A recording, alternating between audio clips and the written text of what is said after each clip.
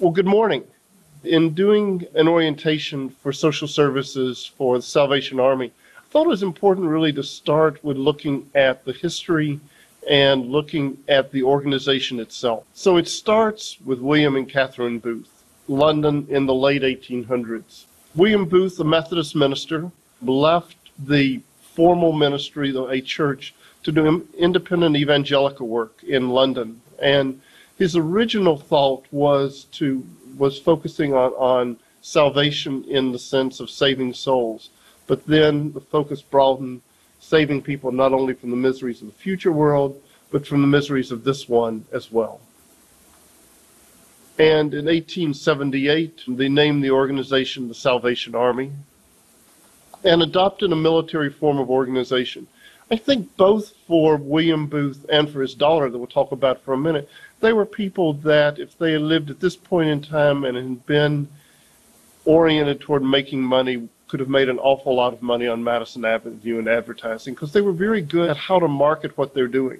And the uniforms were part of that. Distinctive, the phrase more effective warfare against evil, and started out with soup kitchens and also started out with advocacy work. What you see the Salvation Army involved in now in terms of its focus on international human trafficking really goes back over a century to William Booth's concern with girls and young women being trapped in prostitution. When we moved to the United States, the Salvation Army moved to the U.S. relatively early in 1880.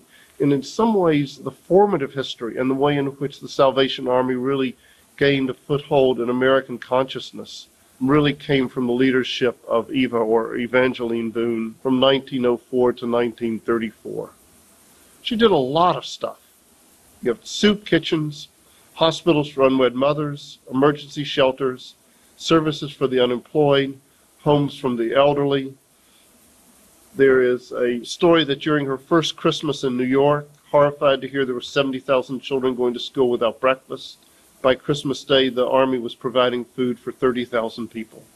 And probably, from my point of view, what was the thing that really got the Salvation Army in the public limelight was the call that went out to American Salvation Army officers to volunteer to go to Europe during World War I. And so you had officers that were serving donuts and other food on the front lines in the trenches in a war that was more bloody than any war in the 20th century.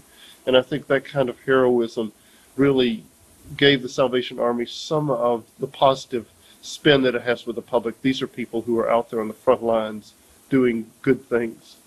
What other church with 83,000 members is the largest social service organization in the country? And I think often for new workers, it's that hybrid. I ask workers, people who have been in the Salvation Army, what didn't you know about the Salvation Army when you get here? And probably the most common response was, I didn't know it was a church. Because for many people, the impression they get, the public image, is of the relief and social service work that the Salvation Army does. It raises more money annually than any other charitable organization. Approximately 15% of the funding comes from government, another 7% from the United Way. It's a quasi-military structure. In preparation for this, I talked to Salvation Army social service directors, and I also talked to some current and former people who do direct social service work for the Salvation Army. And I asked them that question, what didn't you know about the Salvation Army? What was hard to understand? And one of the things that people said was the whole thing about an army and the names that are used. The members of the Salvation Army are Salvationists, are considered soldiers, members who pledge their life and career to Salvation Army, complete officer training, commissioned as captains. After 15 years, captains generally are promoted to majors. And that was one of the things that was for me was that I just didn't understand. This was somebody that I had known as Captain Smith or Captain Rogers, and then suddenly they're being referred to as major, and they're doing the same thing they were doing before, right? They had served honorably for 15 years, and that was the reason. And then when you get to lieutenant colonel, colonel, and commissioner, that those are ranks held by senior administrative staff. Not that many of them, and then one Salvation Army general. The Salvation Army it's a hierarchical organization, and I think often for new workers trying to figure out where the corps they belong to or the social service program fits in with that. 4 territories. Wisconsin's in the Central Territory, 11 states in the Central Territory. And it's both a very decentralized and a very centralized organization, all at the same time. Each community is expected to develop programs based on those individual communities' needs. So in a way, it's not the kind of cookie cutter that you'll find with the State Department of Human Services or Family Services, in which in each county there would be the same specific programs that were offered. For example, then in Wisconsin, you wouldn't find the same programs in one community that you would in the other, and the same would be true for Michigan and for Kansas. But decisions on what programs are offered on new initiatives have to be approved at the divisional level, and depending on the nature of the program, maybe the territorial level. Sometimes it takes a long time for information decisions to go up and to come back down again. There's several things about doing social services as a part of a large organization. There's access to information that's not available otherwise. People are really unaware, especially in nonprofit organizations, of what's being done other places. And one of the advantages of the Salvation Army is they can spotlight a program that works in Central Florida or in Des Moines, and then to say, is this something that can be done other places? Sometimes it can't. Sometimes it's the nature of the specific community and the nature of the specific staff that are involved that makes programs really successful.